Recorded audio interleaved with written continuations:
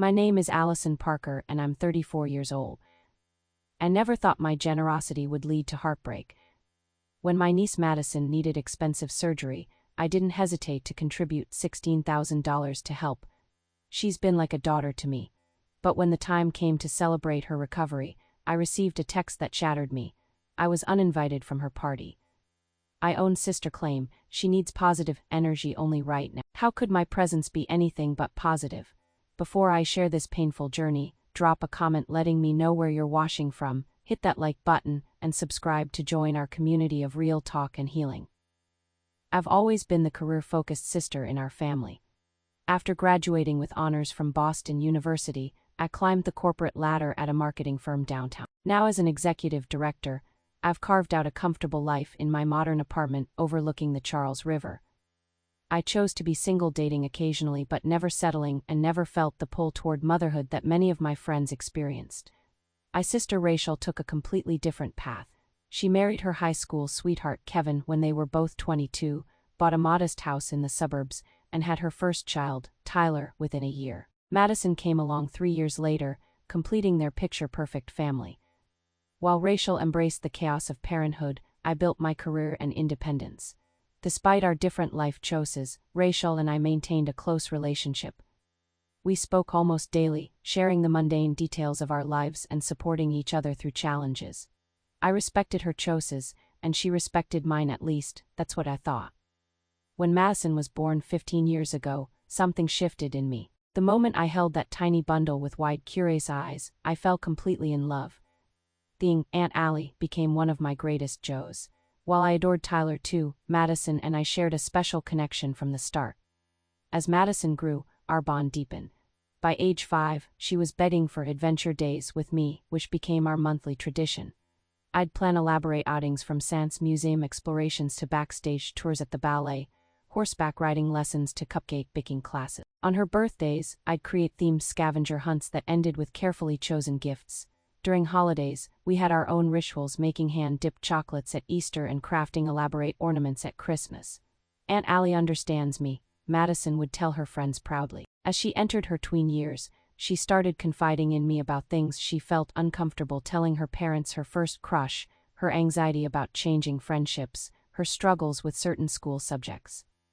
I never betrayed her trust, offering guidance while encouraging her to communicate with her parents about the important things. When Madison's math grades started slipping in 7th grade, I spent weekends tutoring her until she not only passed but excelled. When her first boyfriend broke up with her via text last year, I brought over ice cream and listened to her pour out her 14-year-old heart. These moments were precious to me, being her safe harbor through life's storms. It was during one of our adventure days that Madison discovered her passion for photography.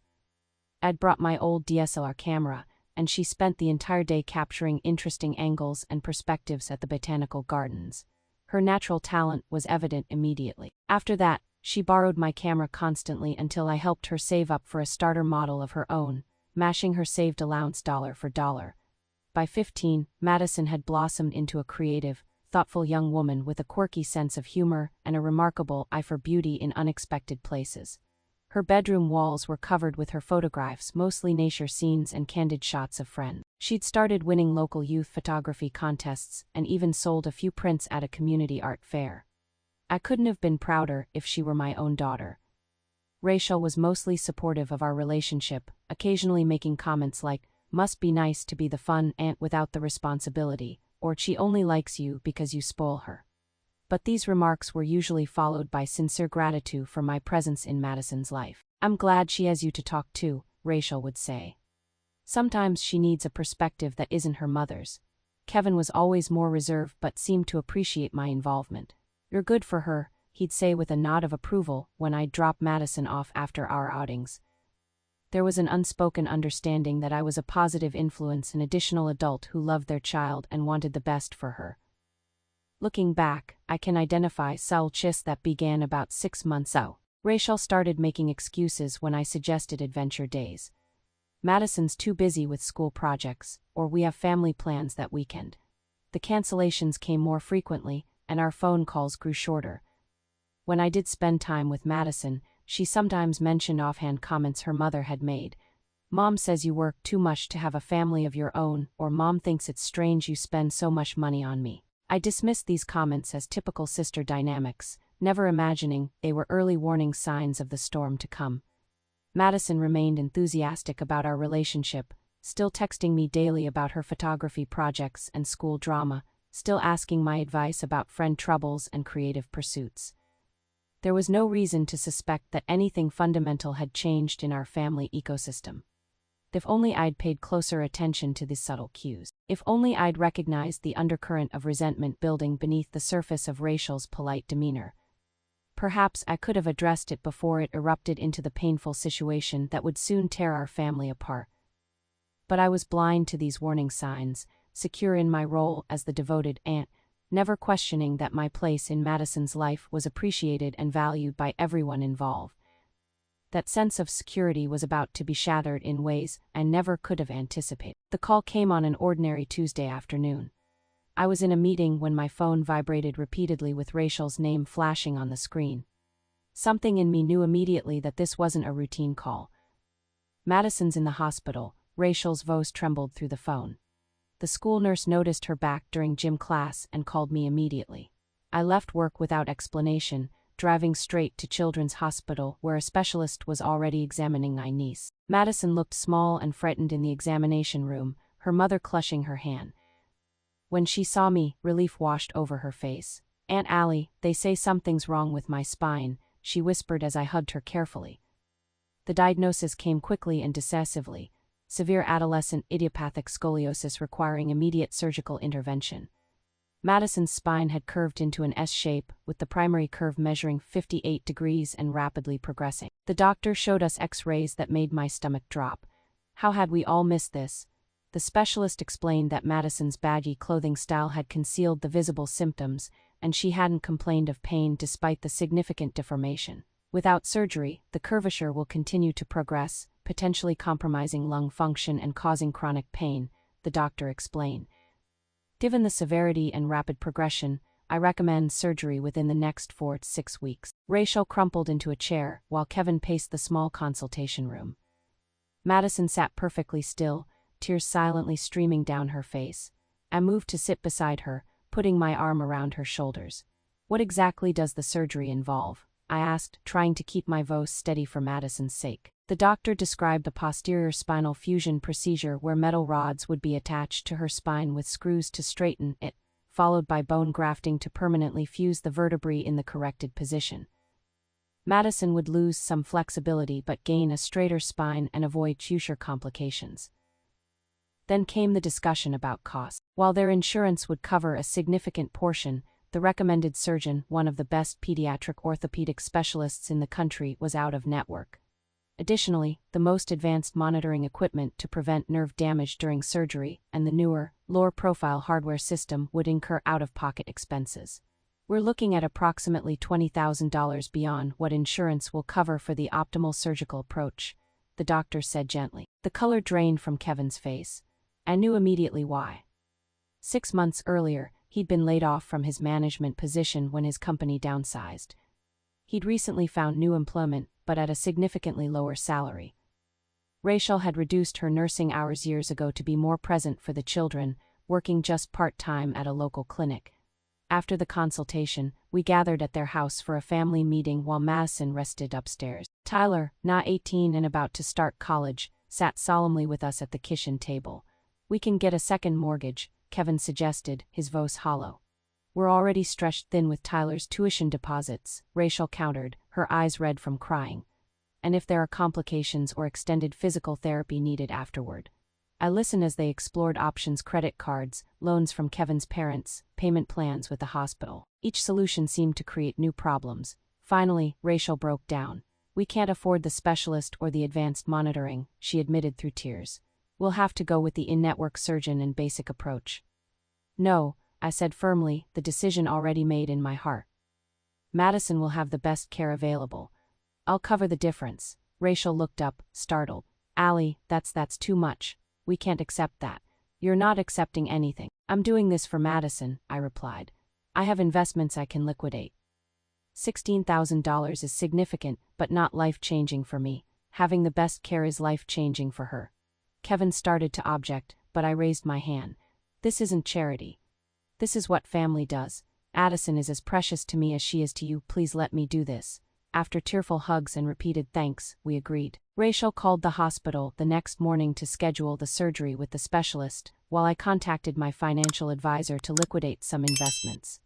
By week's end, I had transferred the money to Rachel and Kevin's account, feeling nothing but relief that Madison would receive the best possible care.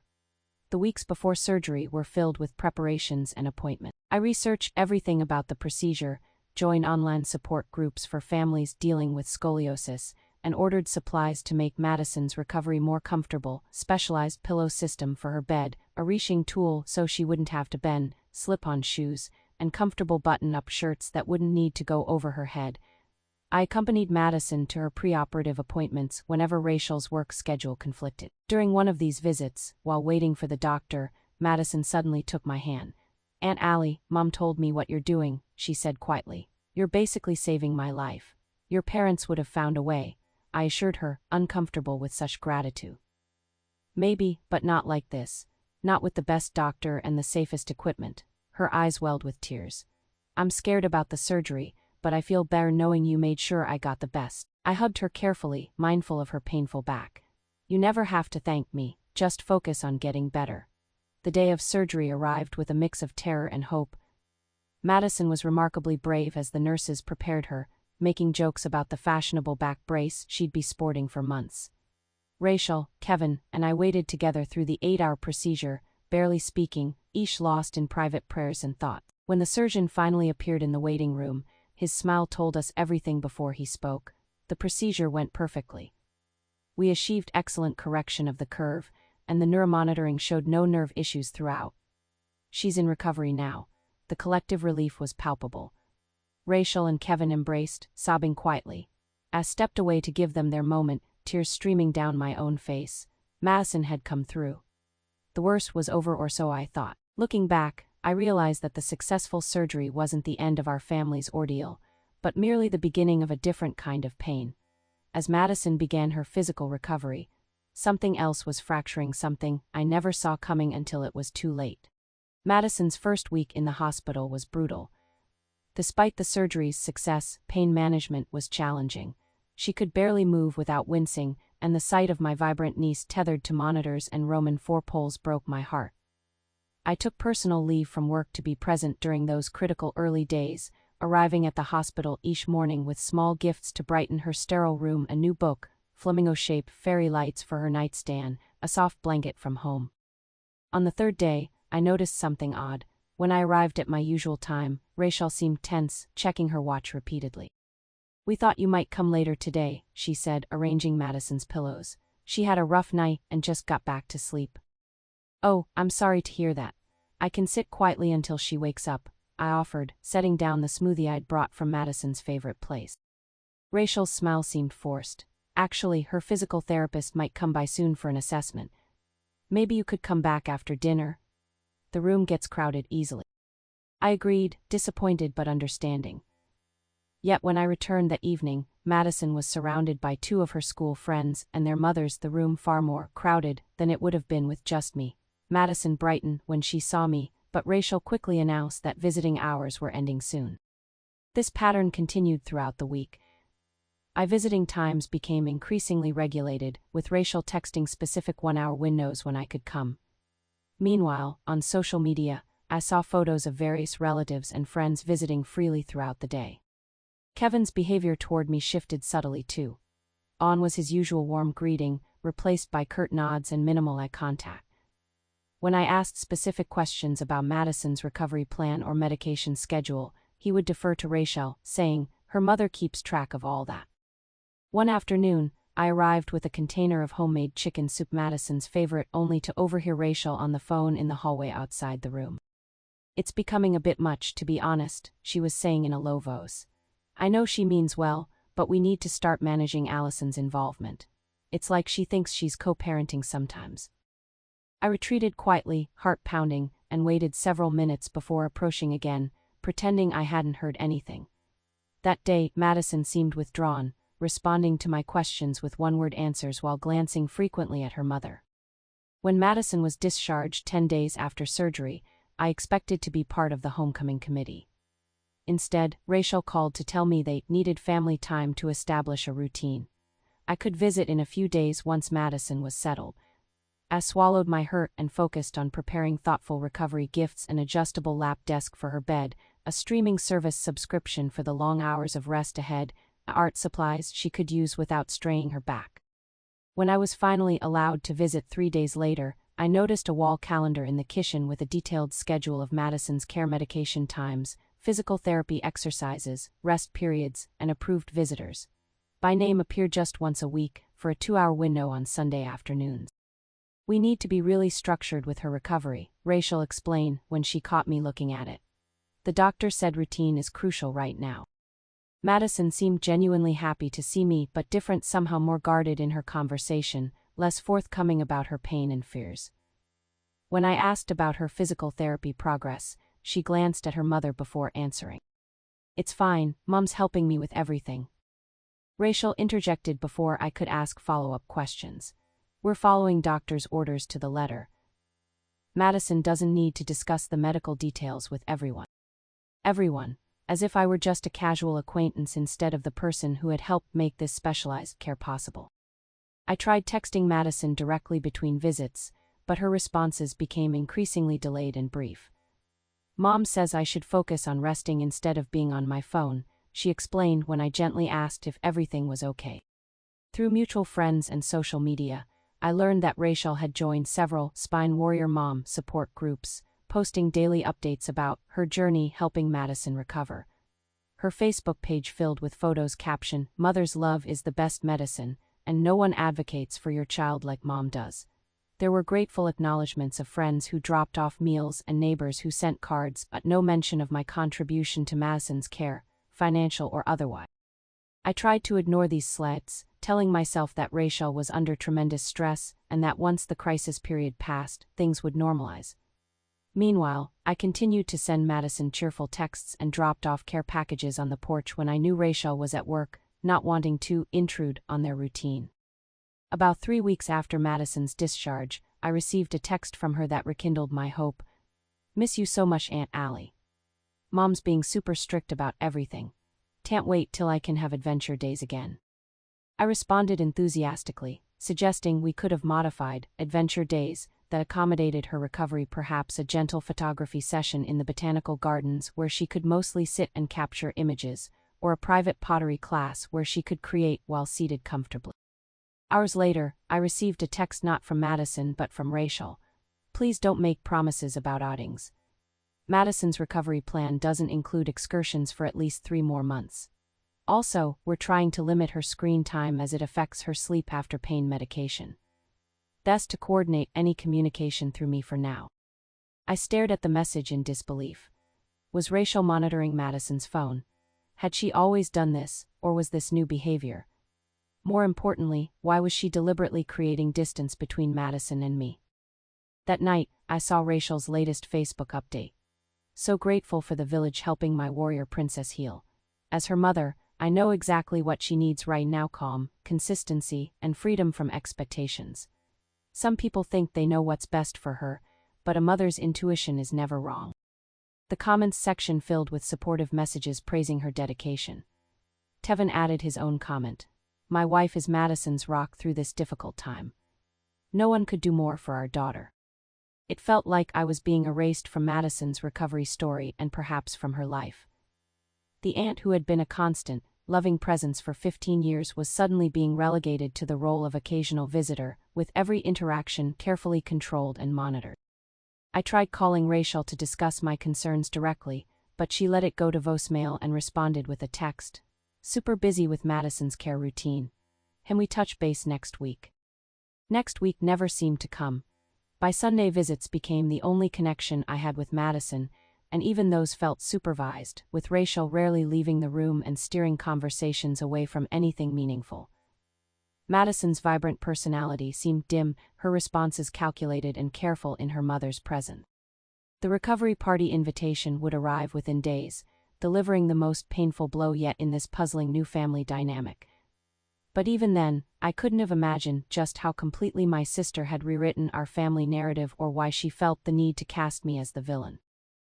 The notification popped up on my phone during a morning meeting, a new message in the family group chat that included Rachel, Kevin, and a few close relatives.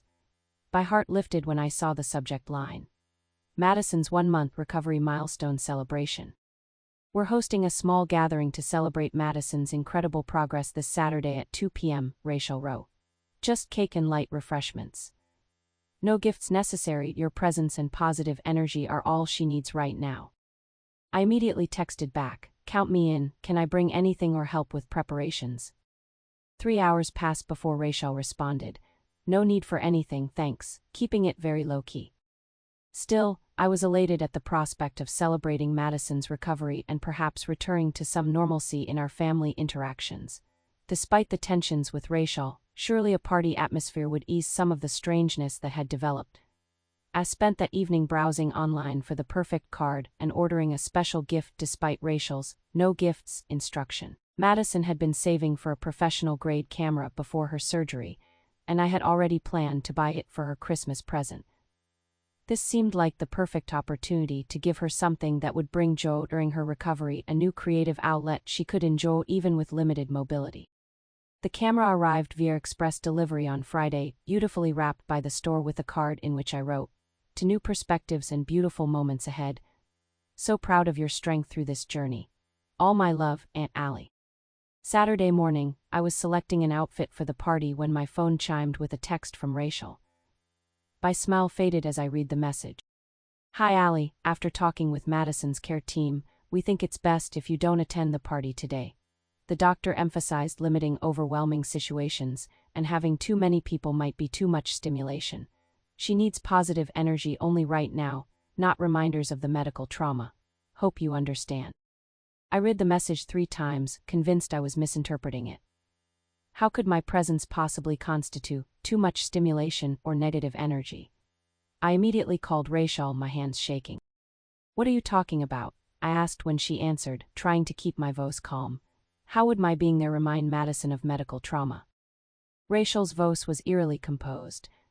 Madison associates you with the surgery now.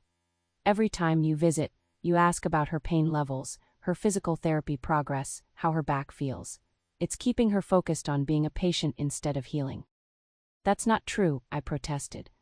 I ask because I care, just like any family member would. I've been trying to keep things normal and positive. Look, Rachel sighed, as if explaining something to a child. Madison gets tense when she knows you're coming over. We can all see it. Tevin and I think she feels pressure to perform gratitude because of the money you contributed. The accusation knocked the wind out of me. I have never once mentioned the money to Madison, I said, my voice rising despite my efforts to stay calm. Not once. Maybe not directly, Rachel conceded, but you're constantly bringing gifts, offering to pay for things related to her recovery. That creates an obligation she shouldn't have to feel right now. Those gifts come from love, not obligation, I insisted. And they're no different from what I've always given her. The situation is different now, Rachel replied firmly. And honestly, Allie, your need to be constantly involved, to be the hero in this situation, it's making Madison's recovery about you instead of her. That's absolutely not true, I said, tears now flowing freely. How can you say that after 15 years of being there for her, for all of you? There was a long pause before Rachel responded, her voice noticeably colder. We're grateful for your financial help, of course. But right now, we need to prioritize Madison's emotional well-being. The party is just family and a few of her closest friends. I'm family, I whispered. You know what I mean, Rachel replied dismissively. Madison needs her parents and core support system right now. Maybe in a few weeks, when she's stronger, you two can spend some time together. After hanging up, I sat motionless on my bed, the rejected outfit still draped across my lap. The conversation replayed in my mind, each word cutting deeper on review. Had I somehow made Madison uncomfortable? Was I truly reminding her of trauma rather than supporting her healing? I picked up my phone again, intending to text Madison directly, then hesitated. If Rachel was right and my presence was causing Madison distress, the last thing I wanted to do was make it worse. But something didn't add up. Just 3 weeks ago, Madison had texted saying she missed me, Had something changed, or was Rachel filtering Madison's experience through her own lens? My confusion turned to shock later that afternoon when I opened Instagram. There, posted just 30 minutes earlier, was a photo of the small gathering Rachel had described. At least 20 people filled their backyard: grandparents, aunts, uncles, cousins, and several of Madison's friends. Madison sat in an honored position, wearing a Spine Warrior t-shirt and smiling brightly, surrounded by balloons and a large cake decorated with the words, "1 month stronger." I zoomed in on Madison's face, searching for signs of the strain Rachel had described. Instead, she looked happier and more relaxed than I'd seen her since before the surgery. Various family members, including distant relatives who had never been particularly close to Madison, posed beside her in photo after photo. One comment under the main picture caught my eye. Madison's grandmother had written, "So wonderful to have all the family together to celebrate our brave girl. All the family, except me." I scrolled through more photos, each one a fresh wound. There was Tyler, home from college for the occasion. Tevin's parents, who lived 2 states away. Even Rachel's childhood friend who had moved to California years ago had apparently flown in. Everyone who loved Madison was there, everyone except the aunt who had helped make her surgery possible. In one particularly painful image, Madison was opening gifts, so much for no gifts necessary, including what appeared to be a beginner's photography book from a cousin who barely knew of her interest in photography. The camera I had carefully selected remained in its box on my dresser, the perfect gift, now painfully inappropriate. I put down my phone and finally allowed myself to sob for the inexplicable rejection, for the public humiliation, but mostly for the loss of my special relationship with Madison. Something fundamental had shifted, and I couldn't understand why or how to fix it. Later that evening, I received a group text from Rachel to the family chain. "Thank you everyone for making Madison's party so special. She's tired but happy, feeling so loved and supported by her amazing family. Your positive energy is the best medicine." I stared at the message, the emphasis on positive energy, a clear echo of her reason for excluding me. Somehow, in Rachel's mind, I had become a negative force in Madison's life, a concept so foreign to my understanding of our relationship that I couldn't begin to process it. As night fell, I sat in my darkened apartment, the camera box a shadowy reminder of all I'd lost. The pain was physical, a hollow ache in my chest that made it difficult to breathe. For the first time, I allowed myself to consider that my relationship with Madison might never return to what it had been, and I still didn't understand why. For an entire week following the party, I existed in a fog of hurt and confusion. I went through the motions at work, avoided friends' calls, and spent evenings staring at old photos of Madison and me during happier times. The unanswered questions consumed me. What had I done to deserve this exclusion? Why was Rachel suddenly recasting me as a negative influence? Most importantly, what did Madison believe about the situation? After 7 days of this painful limbo, I made a decision. If Rachel wouldn't give me honest answers via phone, I would have to confront her directly. I would go to their house and calmly, rationally discuss what was happening. No accusations, no emotional outbursts, just a sincere attempt to understand and hopefully repair what was broken. I arrived at Rachel and Kevin's suburban home on Sunday afternoon, intentionally choosing a time when I knew Madison would be awake and alert. As I pulled into their driveway, I noted several cars parked along the street, more visitors for Madison, apparently. The exclusion stung freshly, but I pushed the feeling aside and focused on my objective: clarity and reconciliation. Kevin answered my knock, his expression shifting from neutral to cold when he saw me. "Rachel didn't mention you were coming by," he said, making no move to invite me in. "I didn't tell her," I admitted. "I need to talk to both of you," and I was concerned another text might go unanswered. He hesitated, then reluctantly stepped aside. "Madison has visitors, cousins from Kevin's side," he explained, leading me to the kitchen while visitors' voices drifted from the living room. Rachel was loading the dishwasher when I entered. She straightened abruptly, surprise and something like alarm crossing her face. "Allison, we weren't expecting you." "Clearly," I said, keeping my voice level. "But we need to talk, Rachel.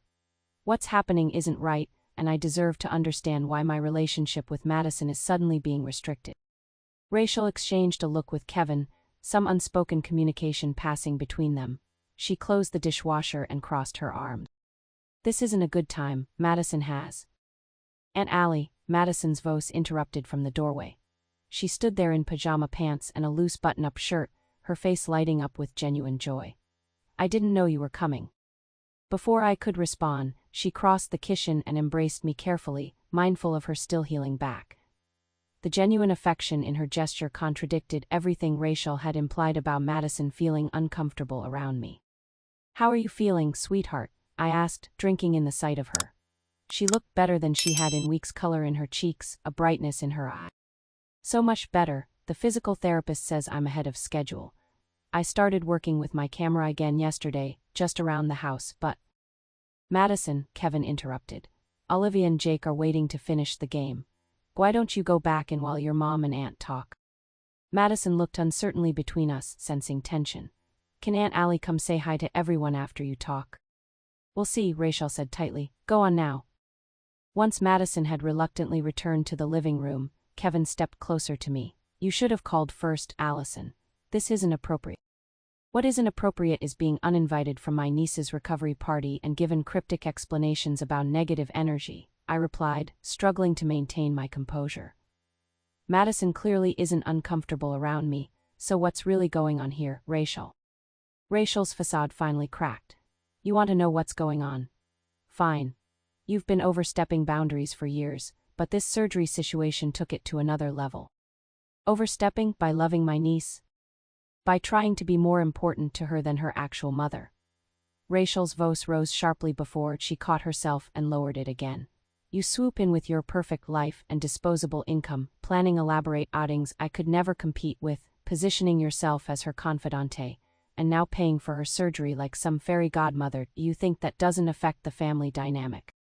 I stared at her, stunned by the naked jealousy in her voice. "Rachel, I've never tried to compete with you. I'm her aunt. It's a different relationship." "Is it?" she challenged. "Because from where I stand, it looks like you're trying to have the experience of being her mother without any of the real responsibility." "That's ridiculous," I protested. "I've only ever wanted to support Madison and be a positive presence in her life. The money for the surgery, that was just to help. I never expected anything in return." Kevin stepped forward. "You don't understand how humiliating it was, Allison. Not being able to provide for my daughter's medical needs, having to accept such a large sum from you, and then having Madison look at you like you're her savior." "I never presented myself that way," I insisted, "and I certainly never told Madison about the financial arrangement." Rachel laughed bitterly. "You didn't have to say it explicitly. The message was clear in every extravagant gift. Every time you undermined our parenting decisions by telling her what your parents don't know won't hurt them, every time you positioned yourself as the one who truly gets her." The accusations landed like physical blows. "That's not fair, Rachel. I've always respected your parenting. If anything, I've tried to reinforce your values while being a different kind of support system for Madison." "Support system?" Rachel's eyes flashed. "Let me tell you what Madison needs: protection from your narcissism. Your need to be the favorite, the special one, the perfect aunt with no flaws because you never have to set boundaries or say no." My voice shook as I replied, "Have you considered that your jealousy is the real problem here?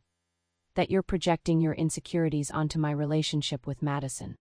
"See," Rachel pointed accusingly. "This is exactly why we limited your involvement after the surgery. You refuse to acknowledge any responsibility. It's always someone else's problem." "What did you tell Madison?" I asked suddenly, a terrible suspicion forming. "About why I wasn't at her party?" Rachel and Kevin exchanged another glance before Kevin answered reluctantly. "We told her you had other commitments that day." "You lied to her," I whispered, the betrayal sharp and clear. "You deliberately excluded me and then lied about it." "We did what was best for her recovery," Rachel insisted.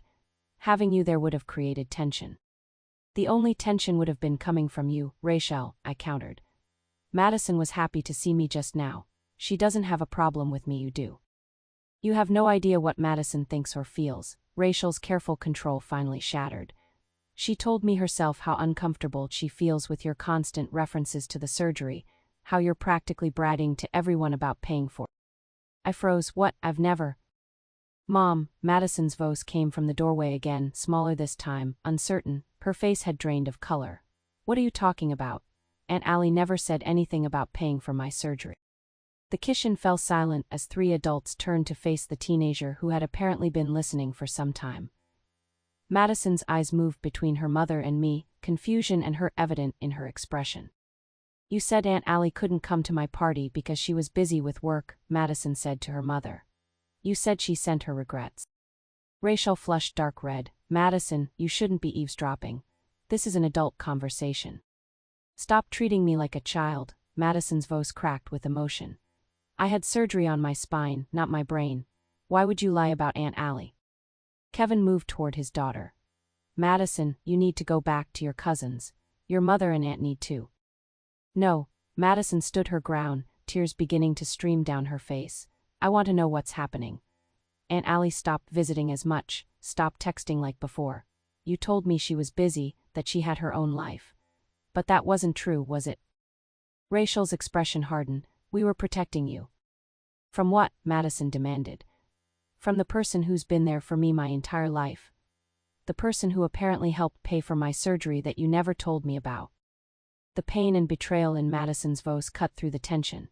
I took a step toward her, but Kevin moved between us. "That's enough," he said firmly. "Allison, I think you should leave now." "No," Madison protested, her voice rising with distress. "Don't make her leave. Mom, tell me what's going on." Rachel's face contorted with a mixture of anger and shame. "Madison, go to your room. Now." "I'm not going anywhere until someone tells me the truth." Madison's breath hitched, her whole body trembling with emotion. I watched helplessly as the scene unfolded, the careful lies Rachel had constructed crumbling around us all. Madison's world was being upended for the second time in months, and I couldn't protect her from this pain. "Your aunt and I need to talk privately," Rachel said, her voice strained. "Please, Madison, you're back, you're getting too upset." "You're right, I'm upset," Madison cried. "Because you lied to me. You made me think Aunt Allie was too busy for me, that she didn't care enough to come to my party. How could you do that?" Rachel's composure finally broke completely. "Because she's trying to replace me," she shouted, tears springing to her eyes. "She's always been the fun one, the special one, the one you run to with all your secrets. And now she swoops in with her money to save the day when we couldn't afford it, making us look like failures as parents." "Rachel," Kevin interjected sharply. "That's enough." Madison stared at her mother in shock, then at me, then back at Rachel.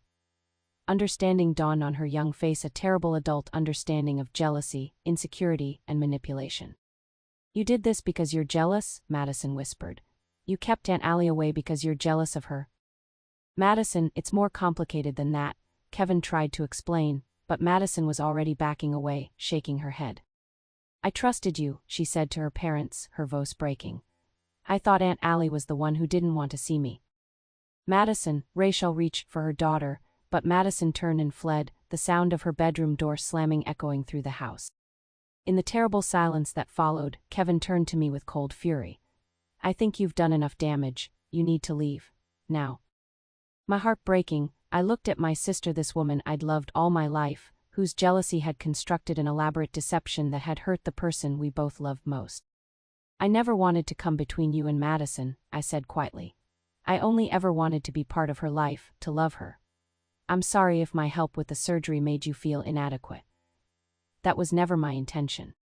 Rachel wouldn't meet my eyes. "Just go, Allison." As I walked to the door, I heard Kevin trying to comfort Rachel in the kitchen, his voice low and soothing. There would be no such comfort for Madison, locked away with her fresh pain and disillusionment, or for me as I drove away, watching Madison's tear-streaked face appear briefly at her bedroom window before disappearing behind the curtain.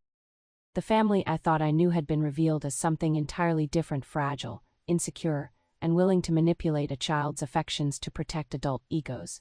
I had no idea where we would go from here, or if the damage could ever be repaired. The days following the confrontation passed in a blur of numbness and grief. I went through the motions at work, responding to emails and attending meetings while feeling utterly disconnected from everything around me. At night, I would find myself staring at my phone, scrolling through old photos of Madison and me, wondering if those happy times were gone forever. I sent several texts to Madison in the days after our explosive encounter, simple messages of love and support. "I'm here whenever you want to talk. Nothing has changed about how much I love you. I'm so sorry you're caught in the middle of adult problem." None received a response, which wasn't surprising.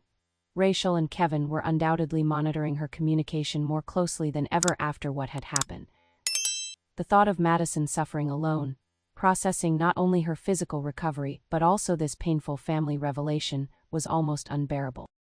After a week of this limbo, I called my best friend Jenna, who had been patiently sending supportive messages despite my radio silence.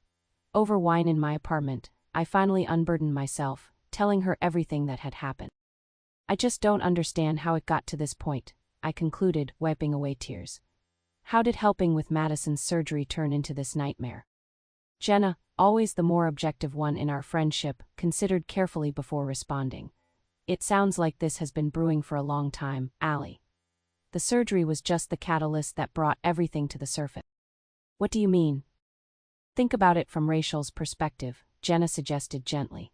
"You're the successful career woman with the financial freedom to be the fun aunt, who can sweep in, create these amazing experiences for Madison, and then return to your child-free life while Rachel deals with the day-to-day reality of parenting."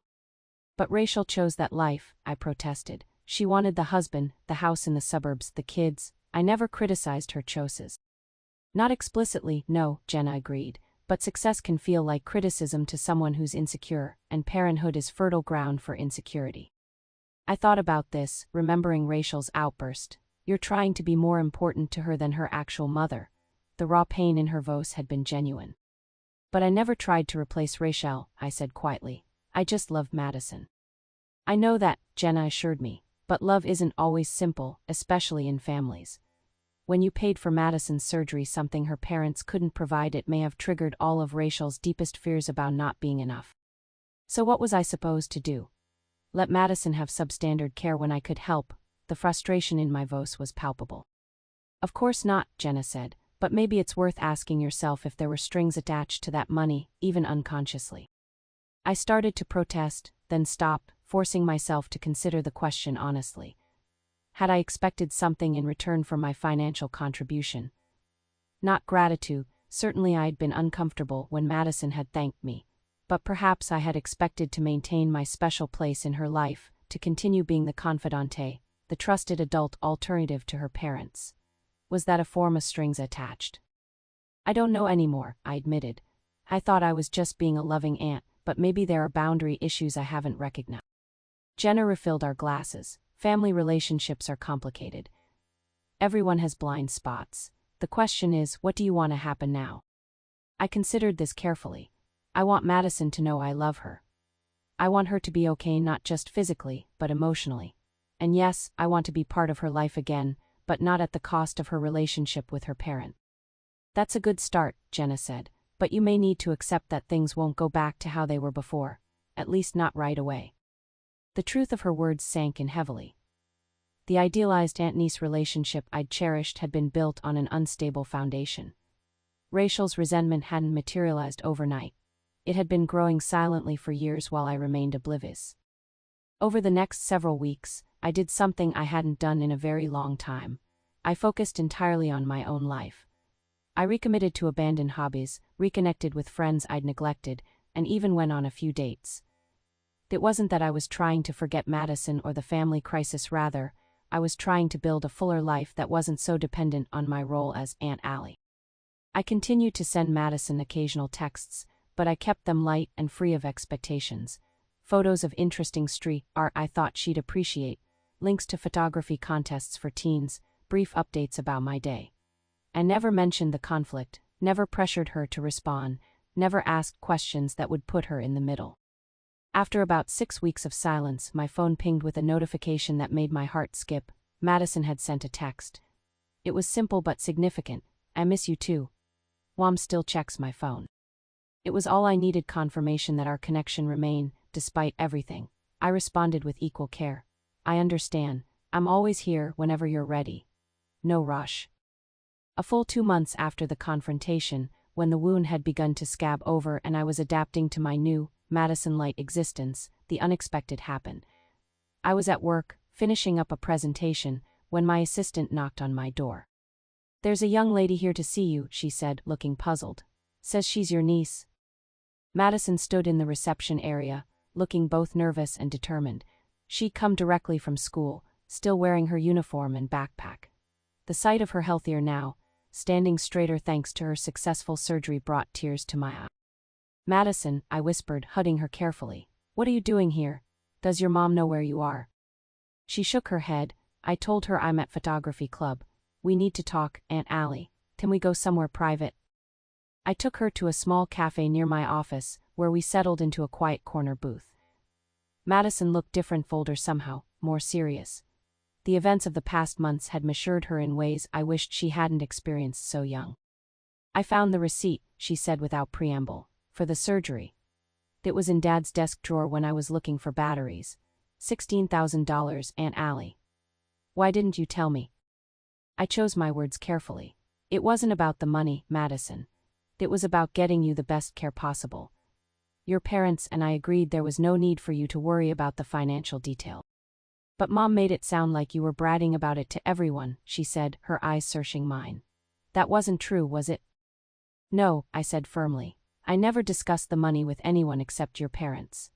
And I certainly never expected anything in return." Madison nodded as if confirming something she already knew. "I thought so. After I found the receipt, I confronted Mom and Dad. It was pretty awful." My heart ached for her. "I'm so sorry, Madison. You shouldn't have had to deal with any of this." "Mom cried a lot," she continued. "Dad got defensive at first, but then he admitted they'd been wrong to lie to me. They said they were trying to protect me, but really they were protecting themselves." She looked down at her hands. "Mom finally told me she's always been jealous of our relationship. That sometimes she feels like I love you more than her, which is stupid because it's not the same kind of love at all. You're my aunt, she's my mom." "Your mother loves you very much," I said gently. "Sometimes love gets tangled up with fear and insecurity." "I know," Madison sighed, "but what they did was still wrong. They kept us apart based on lies. They hurt both of us because of their own issues." There was a new maturity in her voice, a hard-earned wisdom. "What happened after you confronted them?" I asked. "At first, Mom was defensive. She kept saying she was trying to protect our family unit. But then I told her that you are family too, and that keeping you away only hurt me more." Madison's eyes welled with tears. "I told them I needed both of you in my life, and that they had to fix this. Not for themselves, but for me." Pride swelled in my chest. This remarkable young woman had found the courage to stand up for what she knew was right, even in the face of parental authority. "Dad came around first," she continued. "He admitted they'd handled everything wrong. Mom took longer, but yesterday she finally said she wants to talk to you, to apologize." I felt a complicated mix of emotions: hope, wariness, the lingering sting of betrayal. "I'd like that," I said honestly. "I've missed all of you, even your mom." Madison reached across the table and took my hand. "I wanted to see you first, to make sure you knew the truth. And to thank you not just for the money, but for always being there. For loving me enough to step back when everything exploded." Tears filled my eyes. "I'll always love you, Madison. Nothing could ever change that." "I know," she said simply. "That's why I knew we'd find our way back to each other." As we sat in that cafe, reconnecting over hot chocolate and shared pain, I realized that the journey ahead would be complex. Rebuilding trust with Rachel would take time. Establishing new, healthier boundaries would require conscious effort from all of us. But looking at Madison, her strength, her clarity, her open heart, I knew that whatever came next, we would face it together as a family. A real family, with all its messiness and imperfection. That evening, I received a text from Rachel. "Can we talk soon, just the two of us?" I replied with 3 words that represented the beginning of a new chapter. "I'm ready whenever you are." The coffee shop Rachel suggested for our meeting was neutral territory, neither her home nor my apartment, but a quiet place halfway between our two worlds. I arrived early, securing a corner table and ordering a latte to steady my nerves. When Rachel walked in, I was struck by how tired she looked, with dark circles under her eyes and tension in her shoulders. She sat across from me, hands wrapped around her mug like she was seeking warmth. For a long moment, neither of us spoke. "Madison told me she came to see you," Rachel finally said. "That was brave of her." "She's an extraordinary young woman," I agreed. "You and Kevin have raised her well." Rachel's eyes filled with tears. "Have we? Because from where I'm sitting, we just taught her that it's okay to lie to people you love if you're feeling insecure." The raw honesty caught me off guard. I'd expected defensiveness, perhaps even continued hostility. Instead, Rachel seemed broken open, her protective shell cracked to reveal the vulnerable center. Madison helped me see what I'd done, she continued when I didn't immediately respond. She said, "Mom, if you were feeling replaced by Aunt Allie, why didn't you just talk to her about it?" And I had no good answer. Because there isn't one. I reached across the table and took her hand. We've never been good at the hard conversations, have we? Not since we were kids. Rachel shook her head, a sad smile tugging at her lips. Remember when I borrowed your favorite sweater in high school and spilled spaghetti sauce all over it? Instead of just telling you, I buried it at the bottom of the trash and claimed I hadn't seen it. The memory made me laugh despite everything. And I found it 3 days later when I was looking for my lost earring. You were always terrible at cover-ups. Still am, apparently, she admitted. Allison, I'm so deeply sorry for what I did. For excluding you, for lying to Madison, for all the hurtful things I said. There's no excuse. Why? I asked simply. I need to understand, Rachel. How did we get here? She took a deep breath. It started long before the surgery. Maybe even when Madison was born. You two had this immediate connection that just grew stronger every year. She would come home from your adventure days practically glowing, talking nonstop about Aunt Allie this and Aunt Allie that. I thought you appreciated our relationship, I said softly. I did. Most of the time. Rachel stared into her coffee. But there were moments, when Madison would confide in you things she wouldn't tell me. When she would light up at the mention of your name. When she would compare our modest family vacations to your elaborate outings. In those moments, this ugly jealousy would surface. She looked up, meeting my eyes directly. The surgery pushed everything to a breaking point. When we couldn't afford the specialist, I felt like the worst mother in the world.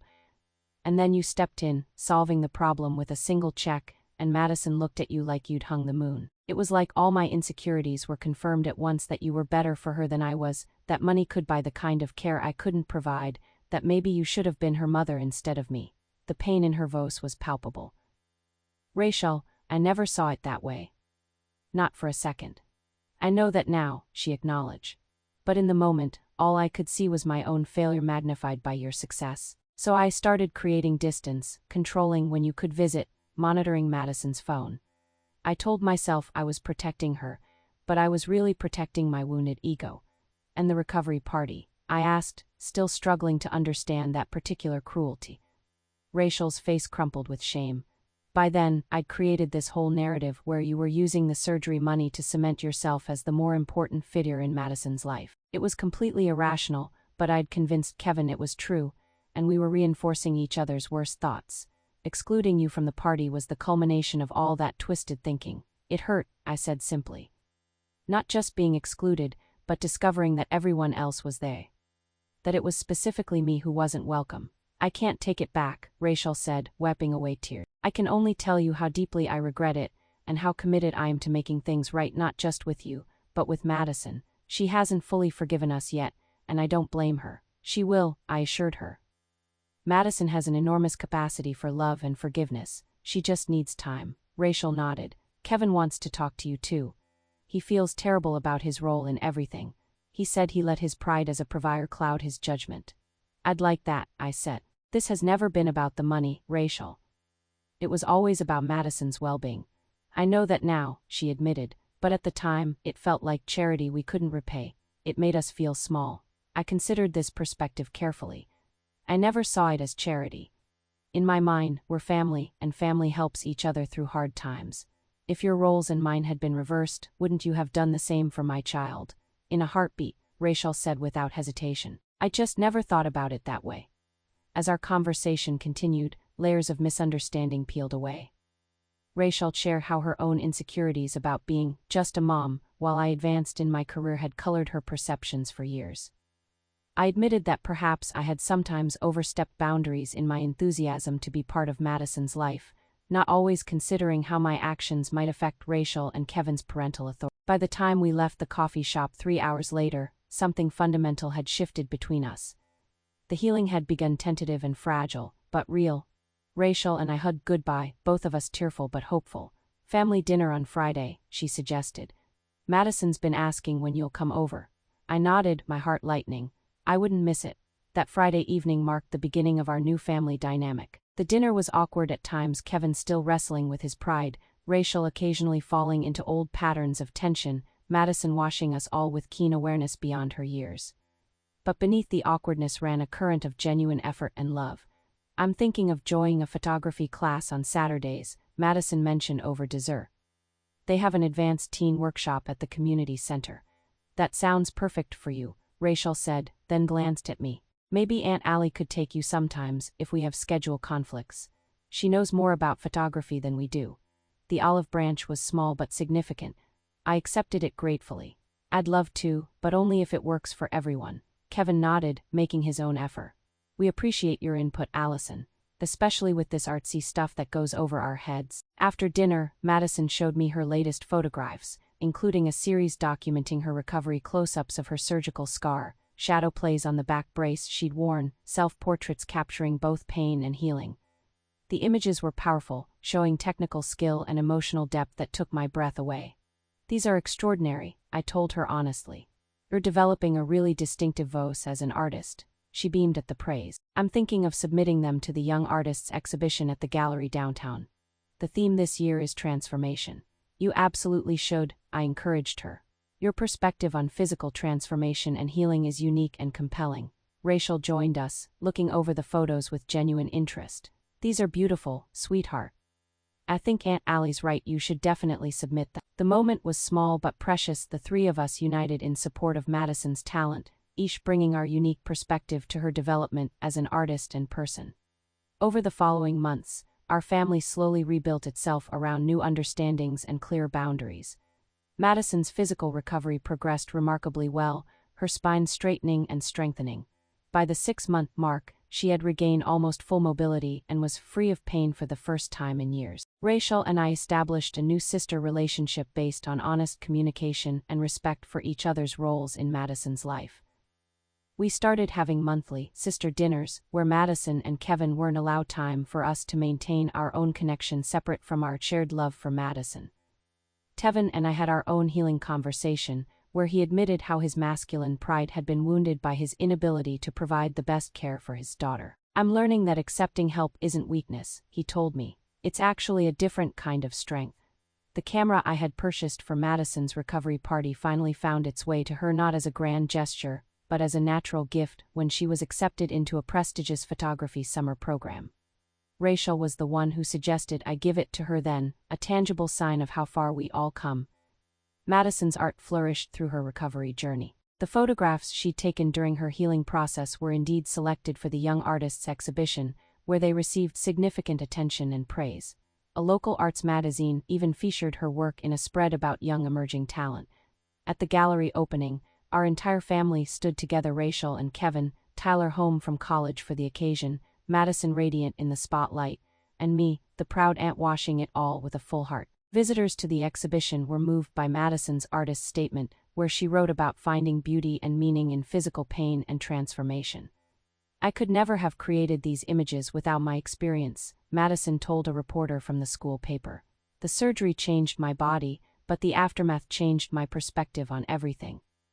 I learned that healing isn't just physical, it's about relationships and truth and forgiveness too." Looking at my niece standing tall and strong, her artistic vision clear, her heart open despite the adult complications that had threatened to diminish her, I felt a profound sense of peace. The journey had been painful for all of us, but the destination was worth it. A more honest, more resilient family bond that could withstand both crisis and joy. The final image in Madison's exhibition series showed her back scar photographed in morning light, the healed tissue forming a delicate line down her spine. She had titled it "Stronger at the Broken Places," a reference to Hemingway that seemed impossibly wise coming from a 15-year-old. Yet that was exactly what had happened to our family. The fractures that had threatened to destroy us had instead become the places where new strength. The pain that had nearly separated us permanently had ultimately drawn us closer in more authentic ways. Money cannot buy relationships, that much was clear from our ordeal. What builds and sustains true connection is honesty, communication, and the willingness to forgive. Sometimes the greatest act of love is letting go of resentment and choosing to see the best in each other, even after the worst has been revealed. As Madison's exhibition came to a close and we prepared to take her photographs home, she pulled me aside for a private moment. "Thank you," she said simply.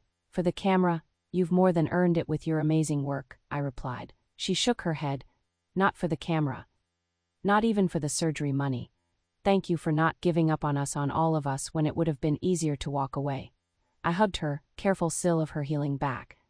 "Some things are worth fighting for, Madison. You and this family will always be at the top of that list. What would you have done in my situation? Would you have confronted your sister earlier or handled things differently? I'd love to hear your thoughts in the comments below.